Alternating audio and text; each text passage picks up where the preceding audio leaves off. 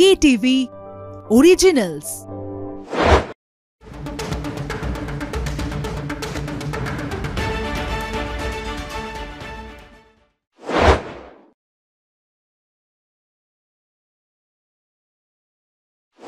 Welcome to stadium bulletin. আপনাদের সঙ্গে আমি অর্পণ। আপনারা দেখছেন স্টেডিয়াম বুলেটিনের স্পেশাল এপিসোড এবং সেখানে রয়েছে পাওয়ার্ড বাই এসএনইউ এবং কো প্রেজেন্টেড বাই জ্যাক অলিভার। শুরুতে একটা ব্রেকিং নিউজ দিয়ে আপনাদের আজকে স্টেডিয়াম বুলেটিন শুরু করছি। সেটা হচ্ছে যে কেকেআর অর্থাৎ কলকাতা নাইট রাইডার্সের কোচ থেকে ইস্তফা চন্দ্রকান্ত পণ্ডিতের এবং কার্যত বলা যেতে পারে সরিয়ে দেওয়া হলো। এই নিয়ে আমরা আলোচনায় রয়েছে। আমাদের সঙ্গে রয়েছেন কলকাতা টিভির জয়েন্ট এডিটর গৌতম ভট্টাচার্য। গৌতম দা, চন্দ্রকান্ত পণ্ডিতের ইস্তফা সরিয়ে দেওয়া হলো কি? ইস্তফা আবার কি সরিয়ে দেওয়া হয়েছে? ইস্তফার কি আছে? সরিয়ে দেওয়া, চন্দ্রকান্ত পণ্ডিতকে সরিয়ে দেওয়া হয়েছে। এরপরে মেন্টর আছেন ডোয়েন ব্রাভো। আমার ধারণা ডোয়েন ব্রাভোকেও খুব কিছুদিনের মধ্যে সরিয়ে দেওয়া হবে। এবার আমরা অনেকে ভেবেছিলাম যে হয়তো রবি শাস্ত্রীকে কোচ হিসেবে তারা অ্যাপ্রোচ করবেন, কিন্তু রবি শাস্ত্রী করে অ্যাপ্রোচ করবেন না। তার কারণ হচ্ছে যে রবি শাস্ত্রী যদি চলে আসেন, রবি শাস্ত্রীর মতো করে পুরোটা করতে চাইবেন, সেটা আমার মনে হয় না যিনি সিইও আছেন ভেঙ্কি মাইসোর তিনি মেনে নেবেন বলে। তাই আমার খবর ইয়ন মর্গান, যিনি এর আগে কেকেআরের ক্যাপ্টেন্সি করেছেন, ইংল্যান্ডের বিশ্বকাপ জয়ী দলের অধিনায়ক 2019-এ, আমার খবর ইয়ন মর্গানের সঙ্গে কেকেআরের আলোচনা চলছে।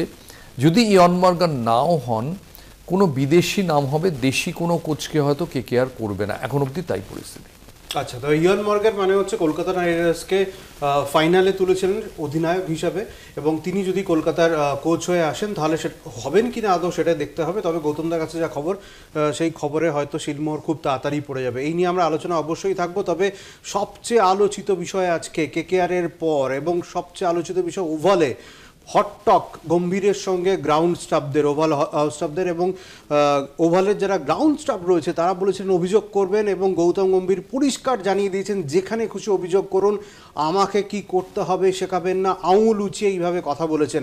অর্থাৎ মাত্র দুদিন বাকি ওভাল টেস্ট, পঞ্চম টেস্ট, তার আগে এই রকম একটা সিচুয়েশন ওভালে। কি বলবেন গৌতম দা?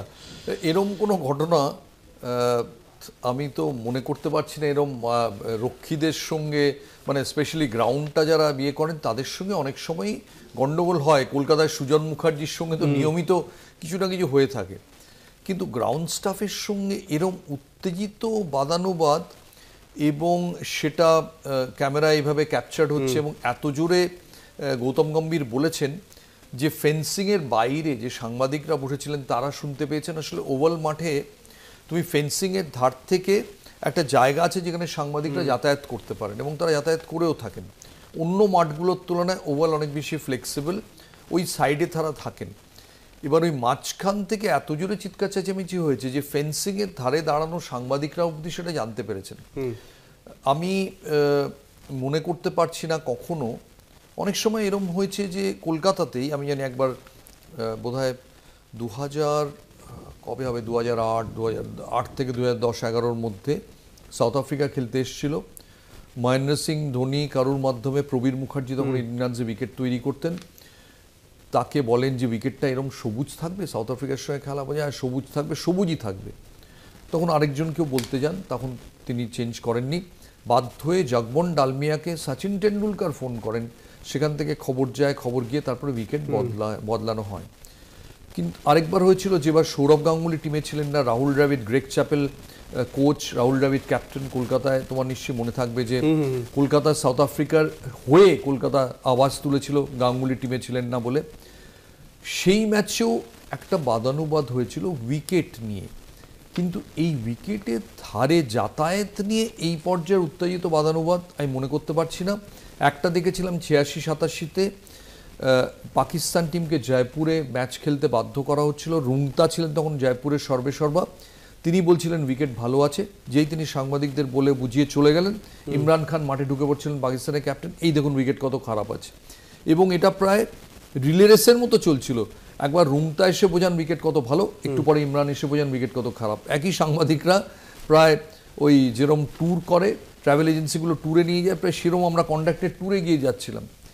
কিন্তু সেখানেও ইমরান বনাম রুংতা উত্তেজিত বাদানুবাদ গালাগাল কখনো হয়নি। এই প্রথম বোধহয় এরকম একটা ঘটনা ঘটলো। এমনিতেই ওভাল ম্যাচের আগে উত্তাপ চড়ে আছে, তার আগে এটা কি বলবো, শুরুতেই এটা বোধহয় একটা প্রোমো হয়ে গেল ম্যাচের। একদমই তাই, ম্যাচের প্রোমো হয়ে গেল। তবে এইরকম ঘটনা সত্যি গৌতমদা যেমনটা বললেন যে কবে লাস্ট দেখা গিয়েছে সেটাই এখন মনে করা যাচ্ছে না। তবে অবশ্যই এই আলোচনা থাকবেই, চলতেই থাকবে। এখন একটা সময় হয়ে গেছে ছোট্ট বিরতির, ফিরে আসছি, কোথাও যাবেন না, একটা ছোট্ট ব্রেক। ফিরে এলাম বিরতির পর। আপনারা দেখছেন স্টেডিয়াম বুলেটিনে, এবং ওভাল নিয়ে যে আলোচনা হচ্ছে তার মাঝখানে একটা শব্দই 3 বার বলতে ইচ্ছে করছে, সেটা হচ্ছে উত্তেজনা, উত্তেজনা এবং উত্তেজনা। এক কথায় বলা যেতে পারে আর মাত্র 2 দিন তার আগে প্রবল উত্তেজনা। একদিকে শীতাংশু কোটাক টিম নিয়ে আলাদাভাবে প্র্যাকটিস করছেন, আঙুল উঁচিয়ে গৌতম গম্ভীর গ্রাউন্ড স্টাফেদের সঙ্গে কথা বলছেন, অভিযোগ পাল্টা অভিযোগ, এই নিয়ে পুরো উত্তপ্ত বলা যেতে পারে 2 দিন আগে। গৌতম দা, কিভাবে দেখছেন এইরকম মহল? আগেও আপনি আলোচনা করেছেন যে এই পরিস্থিতিতে 2 দিন মাত্র বাকি, কি বলবেন, কি এক্সপ্লেনেশন দেবেন? আমি কোচের জাস্ট গ্রাউন্ডসম্যানের, চিফ গ্রাউন্ডসম্যানের নামটা দেখছিলাম, লি ফর্টিজ। বেশ বিশালকায় চেহারা, হিন্দি সিনেমা ভিলেন হতে পারেন। হ্যাঁ, তিনি গৌতম গম্ভীরের কাছে আপাতত ভিলেন। কিন্তু আমি একই সঙ্গে একটা কথা বলবো, যে কোনো কিউরেটাররা তাদের যে জায়গাটা সেটা সম্পর্কে তারা প্রায় বাঞ্ছারামের বাগানে যেরকম বাগানের প্রতি বাঞ্ছার যেরকম একটা থাকে, মমত্ব থাকে, সেরকমই থাকে। সো আমি একটা কথা বলবো যে এই ঘটনাটা কেন অ্যাকচুয়ালি ঘটেছে সেটা বলা খুব মুশকিল। আমি লন্ডনে 2-3 জনকে ফোন করেছিলাম, কারুর বক্তব্য হচ্ছে একজনে মানে এই ঘটনাটা অ্যাকচুয়ালি গৌতম গম্ভীর সবসময় দেখবে ওপিনিয়ন পোলারাইজ করে দেন। গৌতম গম্ভীরের কাছে কোনো শর্ট মাজা রাস্তা বলে কিছু নেই। গৌতম গম্ভীরের কাছে হয় তুমি এই ফুটে নইলে ওই ফুটে। আর গৌতম গম্ভীরকে ঘিরে ওপিনিয়নটাও তাই, কেউ বলবে দারুণ ভালো, কেউ বলবে খুব খারাপ, মাঝামাঝি কিছু নেই, তুমি অগ্রাহ্য করতে পারবে। এই ঘটনাটাও গৌতম গম্ভীরের এই অ্যাকশনটা has polarized opinions across the cricketing world. ভারতীয় সাংবাদিকদের মধ্যে কাউকে আমি জিজ্ঞেস করছিলাম, তারা বলছিলেন যে গৌতম গম্ভীরের তো দোষ আছেই, কারণ প্রথমত তুমি গালাগাল করতে পারো না গ্রাউন্ডসম্যানকে, সেকেন্ডলি তুমি ওই স্কোয়াডটা গ্রাউন্ডসম্যানের জায়গা, উইকেটকে ঘিরে যে অঞ্চলটা, সেখানে তুমি দলবল নিয়ে যদি নড়াচড়া করো তাহলে তো সে তো বলবেই, তাতে এত রুক্ষ প্রতিবাদ করার কি দরকার আছে? সেটা হচ্ছে একটা এ। এবার বি বলছে যে দোষটা গৌতম গম্ভীরের নয়, দোষটা কিউরেটরের, কারণ ভারতীয় সাপোর্ট স্টাফরা আইস বক্স নিয়ে ওটার পাশ দিয়ে যাচ্ছিলেন। আচ্ছা, এই সময় এই লোকটি রোলারের ওপর বসেছিলেন, এই লোকটি লি ফর্টিস, সে ওইখান থেকে কিছু কটূক্তি করে। সেটা ইউজুয়ালি ইংল্যান্ডে কটূক্তি মানে বেশিরভাগ ক্ষেত্রে আমরা দেখি যে সাদা চামড়ার লোকরা যেগুলো বলে সেগুলো হচ্ছে বর্ণবৈষম্য জনিত, সেটা ছিল না। কিন্তু এটাও খুব একটা মধুর কিছু ছিল না। ঠিক ওইটা সাপোর্ট স্টাফরা শোনার পর তারা খুব রেগে যান। তারা গিয়ে গৌতম গম্ভীরকে কমপ্লেন করেন যে এরা আমরা আইস বক্স নিয়ে যাচ্ছি আর এই লোকটা বলছে যে এই জায়গাটা তুমি নষ্ট করে দিচ্ছ। এইবার গম্ভীর এসে বলেন যে তুমি কে, তুমি তো যেটা গ্রাউন্ডসম্যান, তুমি এটা বলার কে? কিন্তু গ্রাউন্ডসম্যানই তো গ্রাউন্ডের কথা বলবে, আর কে বলবে? গ্রাউন্ডসম্যান ছাড়া তো কেউ, বোর্ডের প্রেসিডেন্ট এসে তো গ্রাউন্ডের কথা, গ্রাউন্ড রক্ষণাবেক্ষণ তো গ্রাউন্ডসম্যানেরই। এবার দুতরফেরই হয়তো দোষ। প্রথমত রোলারের উপর বসে থেকে ওই কটূক্তি করাটা অনুচিত, একদমই তুমি করতে পারো না সাপোর্ট স্টাফকে। যেটা প্রেস কনফারেন্সে এসে শীতাংশু পাঠক, ভারতীয় ব্যাটিং দলের কোচ, তিনি একদম কাছে ছিলেন এবং তিনি দুজনকে অ্যাকচুয়ালি সরিয়ে নিয়ে যান। মানে বলে না একজন রাষ্ট্রপুঞ্জ হয়ে যায়, দুজনকে নিয়ে যায়। আজকে রাষ্ট্রপুঞ্জ হচ্ছেন শীতাংশু কোটাক। তিনি বলেছেন যে দেখো উইকেটটা তো প্রথমত অ্যান্টিক নয় যে হাত দিলে উইকেট ঝুলে পড়ে যাবে, হাত দেবেন না আমার বাড়িতে একটা অ্যান্টিক আছে, সেরকম তো নয়। এক, দুই হচ্ছে আমরাও তো ইন্টারন্যাশনাল একটা টিমের অংশ, আমাদের তো এই জ্ঞান বুদ্ধি আছে যে কিসে উইকেট খারাপ হতে পারে, কোন স্টাডে উইকেট খারাপ হতে পারে, কোনটাতে উইকেট ভালো হতে পারে। তো তোমায় তো বুঝতে হবে যে তুমি তো স্কুল ছাত্রদের নিয়ে ডিল করছো না, তুমি তো ডিল করছো টপ কোয়ালিটি প্রফেশনাল নিয়ে, যারা নিজেদের দায়িত্ব সম্পর্কে সচেতন। কাজে তোমার স্টেটমেন্টে বা তোমার ভাবভঙ্গিতেও সেই সম্মানটা কোথাও থাকা উচিত। যেটা হয়েছে একটা হিটেড আর্গুমেন্ট হয়ে গেছে মুহূর্তের ইয়েতে, এবং এটা এত বড় হয়ে গেছে, আমার তো মনে হয় কালকে সকালে সমস্ত লন্ডন ট্যাবলয়েডগুলো এটা নিয়েই থাকবে, এটা নিয়ে থাকবে। এবং আমার মনে হয় যে অস্ট্রেলিয়ান মিডিয়াও বোধহয় ছেড়ে কথা বলবে না। এরকম যেভাবে স্টোকসের ক্যাপ্টেন্সি নিয়ে কথা হয়েছিল, 0-2 থেকে তারপরে পুরো ম্যাচটা ড্র হয়ে যাওয়া, তিনটে সেঞ্চুরি, আমার মনে হয় গ্রাউন্ড স্টাফরা যারা রয়েছেন তারাও যথেষ্ট ঘেঁটে রয়েছেন এবং হিটেড রয়েছেন, সেই কারণেই বোধহয় এরকম হতে চলেছে। তবে এই আলোচনা অবশ্যই চলবে। ইন্টারেস্টিং হতো তুমি যদি সুজন মুখার্জিকে ফোন করে জিজ্ঞেস করতে যে সুজনদা আপনি এটাতে কোন দিকে, তাহলে খুব ইন্টারেস্টিং। শোয়ের শেষে একবার জিজ্ঞেস করার ইচ্ছা রয়েছে, যদি কালকে উত্তরটা পাওয়া যায় তাহলে সুজনদার কাছ থেকে জানতে পারবো যে তিনি কি বলতে চাইছিলেন। তো এই আলোচনা চলবে অবশ্যই। এই হিটেড যে বিষয়টা, উত্তেজনতা ছড়িয়ে পড়েছে এবং লাস্ট ম্যাচ ভারত চাইবে ড্র করতে এবং ইংল্যান্ড চাইবে যে সিরিজটা পুরোপুরিভাবে পকেটে পড়তে। তো সেই দিক থেকে বলা যেতে পারে একদম কাঁটে কি টাক্কার হতে চলেছে এবং এই আলোচনা তো অবশ্যই চলবে। তবে আরেকটা বিষয় গৌতমদার কাছ থেকে অবশ্যই জানতে চাইবো, বুমরা কি খেলবেন? তারপরে প্রশ্নে আসবো। তারপর দেখো, বুমরার ব্যাপারে ভারতীয় টিম ম্যানেজমেন্ট বলছে সবাই সুস্থ, বুমরাও সুস্থ। আমার মনে হয় এটা হয়তো লাস্ট অব্দি ডাইভালজ করা হবে না। কিন্তু বুমরার আগের ম্যাচে আমরা যে অবস্থা দেখেছি, তাতে বুমরাকে যদি খেলানো হয়, জোর করে খেলানো হবে। আমার মনে হয় বুমরা খেলবেন কি না সেটা নির্ভর করবে ওভালের হয়তো উইকেটের চরিত্রের উপর। কারণ ওভালে ট্র্যাডিশনালি ব্যাটিং উইকেট, সেই উইকেটে বুমরাকে হয়তো ভারত নাও খেলাতে পারে। আজকে আর্শদীপ সিংও বল করেছেন, কিন্তু আর্শদীপ সিং সুস্থ হয়ে গেছেন, আকাশদীপ সুস্থ হয়ে গেছেন। আমার কোথাও মনে হয় ভারত ফিট বোলারকে খেলাবে। বুমরা যদি ফিট না থাকেন, ভারত জোর করে খেলাবে না। কোথাও কি তিনজন বোলারের নাম উঠে আসছে, মোহাম্মদ সিরাজ, আকাশদীপ এবং আর্শদীপ সিং, সম্ভাবনা আছে? নিশ্চয়ই, আমার তো মনে হয় সম্ভাবনা আছে এই তিনজন বোলারকে খেলানো। চাইবো কুলদীপ যাদবকে, সেই আলোচনা আমরা ব্রেকের পরে আসি। ঠিক আছে, তাহলে আমরা একটা ছোট্ট ব্রেক নিয়ে নিই। আপনারা কোথাও যাবেন না, সময় হয়ে গেছে একটা ছোট্ট বিজ্ঞাপনী বিরতির।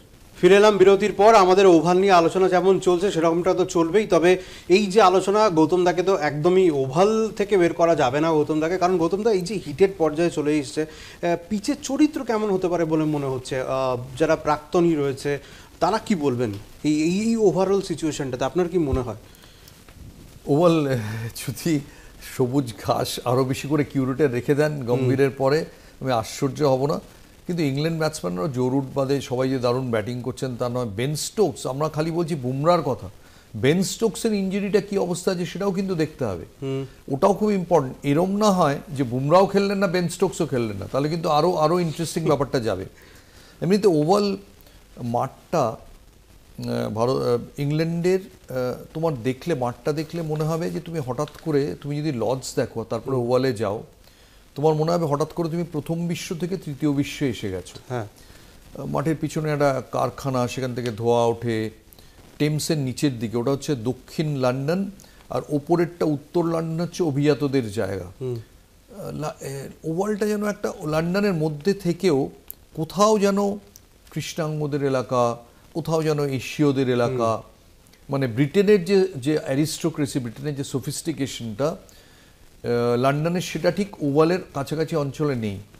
এবং আমার সবচেয়ে ওই মাঠটা অন্যতম ফেভারিট অন্য কারণে, কারণ ও একমাত্র ওভাল মাঠেই ওই ঠিক টিউব স্টেশনের বাইরে, টিউব স্টেশন থেকে মাঠটা মানে একদম কাছে, পোদ্দার কোর্ট থেকে লালবাজার যতটা কাছে ততটাই কাছে। ওইখানে একটা জুতো সারাইয়ের দোকান আছে। তুমি লন্ডনে এমনিতে জুতো সারাইয়ের দোকান কোথাও পাবে না, লোকে বললো একটা জুতো কিনে ফেলুন। এবার ওভাল শেষ দিকে হলে কি হয়, তুমি পুরো ট্যুরটা ওই একটা বা দুটো জুতো পরেই তো চালাতে হয়, ওই জুতো শুকতলা প্রায় ছিঁড়ে যাওয়ার অবস্থায়। ওভালের ওখানে এসে তুমি সারিয়ে নিতে পারো। সাংবাদিকদের দিয়ে খুব, আমি তো শিওর যে কিছু সাংবাদিক এই এত লম্বা সিরিজ কভার করছেন, 1-1.5 মাস আছেন, জুতোর উপর তো প্রচুর চাপ পড়েই। আর তুমি বিদেশে ওয়েটের কারণে তুমি তো এমন নয় 3টে জুতো নিয়ে চলে যাবে। আর ইউজুয়ালি খুব ভালো জুতো নিয়ে বিদেশ সফরে কেউ যায় না, কারণ ভালো জুতো নিয়ে যদি তুমি বিদেশ সফরে যাও, ওই অতটা হাঁটার পক্ষে সেগুলো উপযুক্ত না। তুমি একটু যে জুতোটা ইউজড হয়েছে সেটাই নিয়ে যাবে, শুধু কেটস নিয়ে বা শুধু স্নিকার্স নিয়ে যাবে না। কারণ অনেক সময় অনেক পার্টি হয়, যে পার্টিগুলোতে তোমার স্নিকার্স পরে ঢুকতে দেবে না, তাই তোমাকে একটা চামড়ার জুতো নিতে হবে। তো ওই দোকানটা অনেক সময় এইসব চামড়া টামড়া হলে ওটা সারিয়ে দেয়। আচ্ছা, সো ওভালের মধ্যে একটা কোথাও, ওভালের বাতাবরণে একটা উপমহাদেশীয় বাতাবরণ আছে, এবং ওখানেই ওভালে খুব কাছে একজন বিখ্যাত মানে ইন্টেলেকচুয়াল থাকতেন, ওয়েস্ট ইন্ডিয়ান ইন্টেলেকচুয়াল, তার নাম হচ্ছে সিএলআর জেমস, যিনি মারা যান 1989-তে। তিনি একটা বিখ্যাত বই লিখেছিলেন, বিয়ন্ড এ বাউন্ডারি। তাতে একটা লাইন আছে, উনি মার্কসিস্ট ইন্টেলেকচুয়াল, যে what do they know of cricket who only cricket know. আচ্ছা, মানে তারা ক্রিকেটের কি বোঝে যারা শুধুই ক্রিকেট বোঝে, মানে যারা শুধুই স্কোর কার্ড বোঝে। ক্রিকেটের আরও মহত্ব আছে। তা আমি বলবো তারা ওভালের কি বোঝে যারা শুধুই ওভাল বোঝে, শুধুই স্কোর কার্ড। ওভাল একটা, এই লাইনটা দিয়ে আজকে আমাদের শোয়ের থাম্বনেলটা হবে গৌতম দা। তবে এই যে আপনি অন্য ওভালের গল্প বলছেন, এই গল্প থেকে তো মানে সরে যাওয়া অসম্ভব না। জুতো সেলাইয়ের গল্প বললেন, এবার খুব লোভ হচ্ছে খাবারের গল্পটা যদি বলেন, ওভালের খাবার দাবার কিরকম যদি একটু বলেন। খাবার দাবার খুব ভালো, খাবার দাবার বিভিন্ন রকম স্টল হয়, আর ওটা ভারতীয়রা আমার মনে হয় ওভাল টোভাল অঞ্চলে অনেক বেশি কি বলবো, অনেক স্বাচ্ছন্দ্য বোধ করেন। লর্ডসটা এখনো না একটু, লর্ডস মানে তোমার মনে হয় টাইটা পরে নি, জুতোটা পলিশ করে নি, ওই ধরনের। আর ওভাল হচ্ছে মানে আমাদের রিল্যাক্স করো, যদিও সাহেব শুভরা থাকেন, কিন্তু ওভালে সবচেয়ে বেশি ইংল্যান্ডে ক্রিকেটীয় কীর্তি তৈরি হয়েছে ওভালে। লর্ডস হচ্ছে কি বলবো, লর্ডস হচ্ছে ক্রিকেটের একটা দক্ষিণেশ্বর বা বেলুর মঠ, কিন্তু ময়দান হচ্ছে ওভাল। ব্র্যাডম্যানের লাস্ট ইনিংস এখানে, হাটনের 364 এখানে, গাভাস্কারের 221 এখানে, চন্দ্রশেখরের ওভালে জেতানো এখানে, এবং অ্যাশেজ সিরিজের জন্ম এখানে, ডব্লিউজি গ্রেসের বিদায়ী টেস্ট ম্যাচ এখানে, অনেক কিছু ওভালে ঘটেছে। যে ওভাল মাঠটা একটা ঐতিহাসিক মনুমেন্ট। লর্ডস কিন্তু অন্য কারণে ইতিহাস, এটা কিন্তু সমস্ত কীর্তি অদ্ভুতভাবে, এটা হয়তো শ্রমিকের মাঠ, ওটা হয়তো অভিজাতর মাঠ, কিন্তু এমন ক্রিকেট ঈশ্বরের এমন একটা মর্জি যে শ্রমিকের মাঠেই সবচেয়ে বেশি কীর্তি তৈরি হয়েছে, মানে ঢেলে ঢেলে দিয়ে দিয়েছে ক্রিকেটের যা যা হওয়ার কথা। তবে বিরাট কোহলি এখানে কিন্তু টেস্ট ম্যাচ জিতেছিলেন, শুভমান গিল সেই কীর্তি গড়তে পারেন কিনা সেদিকে অবশ্যই থাকবে। তবে গৌতমদা যেভাবে আমাদের ওভালের গল্প শোনাচ্ছেন, আমার মনে হয় না যে এই গল্পটা এখানে শেষ হওয়াটা দরকার। আরও একটু জানতে ইচ্ছা করছে যে ওভালে আপনি বললেন খাবার দাবারের কথা বললেন, জুতো সেলাইয়ের কথা বললেন, এই জুতো সেলাই থেকে চণ্ডীপাঠ নিয়ে বাঙালির একটা খুব অনেক প্রবাদ পরিচিত রয়েছে এখানে। তো এইখানে ঘোরার জায়গাটা কোথায় রয়েছে? ঘোরার জায়গাটা একটা সস্তার দোকান আছে যেখানে তুমি ছাতাও কিনতে পাবে কম টাকায়। তুমি যদি একেবারে লন্ডনে, উত্তর লন্ডনের দিকে চলে যাও, সেখানে জিনিসপত্র একটু বেশি এক্সপেন্সিভ। আজকে এখনকার দিনে তাও একটু দাম কমেছে, কারণ সারা বছর ভারতীয়রা এশিয়ারা ট্রাভেল করেন। আমি 80-র দশকের ইংল্যান্ডের কথা বলছি, যেখানে ছাতা কিনতে হলে, জুতো সারাই করতে হলে ওভালের কাছে ছোট ছোট দোকানগুলোতে যেতে হতো, এবং ওখানে গিয়ে মনে হতো যে যাক একটা সেফ ফিল করছি। সো ওভালটা কিন্তু ব্যাটসম্যানদের জন্য ওরকম একটা মুক্তাঞ্চল। আশা করা যায় এই টেস্টে ব্যাটসম্যানরা অনেক রান করবেন। এই পার্টিকুলার ব্রেকের পর যে পোর্শনটা রয়েছে, এটা আলাদা করে আপনাদের জন্য তুলে দেওয়া হবে যে অন্য ওভালের গল্প বলে, অবশ্যই আপনারা দেখবেন। তবে এই গল্প চলতেই থাকবে। এখন সময় হয়ে গেছে একটা ছোট্ট বিরতির, কোথাও যাবেন না, ফিরে আসছি ছোট্ট একটা বিরতির পর। ফিরে এলাম বিরতির পর। আমাদের ওভাল নিয়ে আলোচনা তো আপনারা শুনলেই, তবে আজকে ভুলে গেলে হবে না। আজকে কিন্তু 29শে জুলাই, অর্থাৎ মোহনবাগান দিবস, এবং মোহনবাগান দিবস নিয়ে আলোচনা হবে না এটা হতেই পারে না। আমাদের সঙ্গে রয়েছেন কলকাতা টিভির জয়েন্ট এডিটর গৌতম ভট্টাচার্য। গৌতমদা, আজকে 29শে জুলাই মোহনবাগান দিবস, বিশাল মোহনবাগান ডে, অবভিয়াসলি বিশাল তাৎপর্য রয়েছে। তো আজকে যখন আমি অফিসে আসছি তখন দেখলাম নেতাজি ইন্ডোরে এবার মোহনবাগান ডে হলো, এবং এখনও বোধহয় ইমন গান গাইছেন আমরা যখন প্রোগ্রামটা শেষ দিকে, এবং সেখানে অন্যবার মোহনবাগান মাঠে হয়, এবার আরও বড় করে নেতাজি ইন্ডোরে হলো। ওই ইন্ডোরে আকাশবাণীর সামনে থেকে যা জল, সেই জলে মানে তোমার প্যান্টটা পুরো হাঁটু অবধি তুলতে হবে, নইলে তোমার জুতো তো হাতে নিতেই হবে। ওই বৃষ্টি দুর্যোগের মধ্যে মোহনবাগান সাপোর্টাররা দলে দলে গেছেন, হয়তো যে সংখ্যায় যেতেন তার চেয়ে কম, কিন্তু প্রচুর লোক গেছেন। এবং মোহনবাগান সাপোর্টাররা এটা ঘিরে বোধহয় নতুন শপথ নিলেন, কারণ লিগে হয়তো আমরা দেখেছি যে টিম হেরে গেছে, সেই টিম ছিল না। ডুরান্ডে কিন্তু ফুল টিম খেলবে, এরপর আইএসএল আছে। কাজে আমার মনে হয় আজকে মোহনবাগান ডে থেকে মোহনবাগান সমর্থকরা এবং টিম হয়তো নতুন শপথ নিল। আমাদের তো ওখানে প্রতিনিধি ছিলেন, একদম স্বপনদা ছিলেন, স্বপন পাল। স্বপনদা আমাদের ওখানে ছিলেন। স্বপনদাকে একবার টেলিফোনে ধরার চেষ্টা করবো গৌতমদা। স্বপনদাকে আমরা পিসিআরকে বলবো, হ্যাঁ স্বপনদাকে ধরা গিয়েছে। আপনি কি কিছু প্রশ্ন করবেন স্বপনদাকে? স্বপন, এবারের অনুষ্ঠান বৃষ্টিতে হয়তো কিছুটা বিঘ্নিত হলো, কিরম হলো যদি একটু আমাদের দর্শকদের বলো। প্রথম একটা বিশেষ ব্যাপার হচ্ছে, দেখুন মোহনবাগান দিবস কিন্তু বরাবরই মোহনবাগান মাঠেই হয়ে এসছে, কিন্তু এবার একটা বিশেষ তাৎপর্য হচ্ছে এবার কিন্তু নেতাজি ইন্ডোর স্টেডিয়ামে, যেটা প্রথমবার হচ্ছে। সবচেয়ে বড় ব্যাপার হচ্ছে মোহনবাগান দিবস মোহনবাগানের কাছে একটা অন্যরকম বার্তা। আর একটা বার্তা হচ্ছে এবার হচ্ছে মোহনবাগান রত্ন যিনি পেলেন, তিনি হচ্ছে মোহনবাগান গত 6 দশকের যিনি মোহনবাগানকে লালিত পালিত করছেন, মোহনবাগানি বলে সারা বিশ্বে এশিয়াতে পরিচয় দিচ্ছেন, সেই চুট বসু আজকে মোহনবাগান রত্ন পেয়েছেন। সত্যি ব্যাপার, মোহনবাগান রত্ন পাওয়া তার যে আবেগ, সেই আবেগে কিন্তু উনি কেঁদে দিয়েছেন আজকে মঞ্চে। এবং তার যে জুটি, তার মালিক জুটি যে অঞ্জন মিশ্রের নাম বারবার বলছিলেন তার স্ত্রী কথা বলবে। আজকে যখন মোহনবাগান রত্ন যখন টুকুদাকে দেওয়া হয়, সারা স্টেডিয়াম ইন্ডোর একদম প্রথমে কর্তাতে ফেটে ওঠে টুটুদার নামে জয়ধ্বনি, কিন্তু টুটুদার সবসময় নিজের কথাটা বলতে ভালোবাসেন, সবসময় মোহনবাগান সমর্থকদের তাতেই গেছেন। আজকেও কিন্তু মোহনবাগানকে কিভাবে রক্ষা করতে হবে, মোহনবাগানকে আরো বিশ্ব পর্যায়ে কিভাবে তুলে আনতে হবে বারবার কিন্তু তা স্মরণ করে দিয়েছেন এবং তাদের দায়িত্ব করতে হবে। এবং বর্তমান যারা দায়িত্বে আছে, ক্লাব দায়িত্বে, যে সঞ্জয় বসু এবং দেবাশিস দত্ত যে নতুনভাবে আবার হাত ধরেছেন, যে নির্বাচনকে ঘিরে যে একটা দুজনের মধ্যে একটা দূরত্ব তৈরি হয়েছিল, সেই দূরত্ব ঘুটিয়ে হাত ধরেছে, তা উনি কিন্তু স্মরণ করে দিলেন। যেভাবে টুটু বসু এবং অঞ্জন মিত্র যেই জুটি ছিলেন, সেই জুটি কিন্তু উনি দেখতে চান এই দেবাশিস দত্ত এবং নিজের ছেলে সঞ্জয় বসুর হাত ধরে, এবং তাদের হাত ধরে মোহনবাগান আবার শ্রেষ্ঠত্ব পূরণ করবে। আজকে সবচেয়ে বড় ব্যাপার, আজকে কিন্তু মোহনবাগান দিবসের মঞ্চে একটা চাঁদের হাট ছিল, সৌরভ গঙ্গোপাধ্যায় থেকে, প্রসেনজিৎ চট্টোপাধ্যায় থেকে, অরূপ বিশ্বাস, মন্ত্রী অরূপ বিশ্বাস থেকে শুরু করে এবং ক্রীড়া জগতের এবং টলিউডের অনেক বিপল তারকারা উপস্থিত ছিলেন। একটা মোহনবাগান দিবসকে ঘিরে শুধু সমর্থকদের উৎসব না, সময় একটা প্রাণবন্ত একটা অনুষ্ঠান ছিল আজকে নেতাজি ইন্ডোরে। এবং সবচেয়ে বড় ব্যাপার যে গত জগৎকে শুরু হয়েছিল মোহনবাগান মাঠে হতো, বৃষ্টি বিঘ্নিত হতো, সমর্থকরা অনেকটা অসুবিধা হতো। আজকে কিন্তু নিশ্চিন্তে মাথার একটা ছাদ আছে, এটা আনন্দ করে তারা কিন্তু তাদের জাতীয় ক্লাবে তাদের প্রিয় থ্যাংক ইউ সমন, থ্যাংক ইউ। একদমই দারুণভাবে স্বপনদা বললো যে কি পরিবেশটা ছিল ওখানে। এবং অ্যাকচুয়ালি টুটু বসু যে মোহনবাগান রত্ন পেলেন সেটা বললো যে সবচেয়ে বেশি আলোড়ন সৃষ্টিকারী ওটাই ছিল। টুটু বসু তিনি 90 থেকে মোহনবাগানের হাল ধরেছেন ধীরেন্দ্রের পরে, এবং মোহনবাগান তারপরে বিদেশি ফুটবলার নিয়ে আসেন, টাকা দিয়ে মোহনবাগান ক্লাবকে অনেক সময় রক্ষা করেছেন। মোহনবাগান একটা সময় প্রায় সেকেন্ড ডিভিশনে নেমে যাওয়ার উপক্রম হয়েছিল, তিনি বাঁচিয়েছেন। তো আজকের মোহনবাগান এই আজকের এই দিনটাতে টুটু বসুর পাওয়াটা খুব ইম্পর্টেন্ট। আর আমাদের দিক থেকে আমরা আমাদের সহকর্মী দীর্ঘদিনের মানস চক্রবর্তী, তিনি এবং অরুণ সেনগুপ্ত দুজনেই প্রয়াত, দুজনেই বেস্ট জার্নালিস্ট অ্যাওয়ার্ড পেলেন। যদিও আমি শুনলাম যে মানুষের অ্যাওয়ার্ডটা নিতে পারেনি, তার পরিবার বোধহয় এখানে ছিলেন না। তো মোহনবাগান দিবস প্রত্যেক মোহনবাগানের কাছেই খুব একটা সিগনিফিকেন্ট এবং নতুন নেতাজি ইন্ডোরে গিয়ে স্বপন যেরম বললো তাতে খুব ভালোই হয়েছে। একদমই তাই, ভালোই হয়েছে।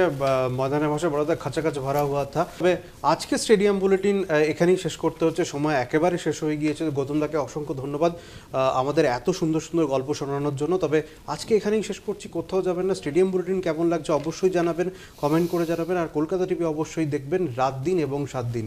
আজকে এখানেই শেষ করছি, শুভরাত্রি।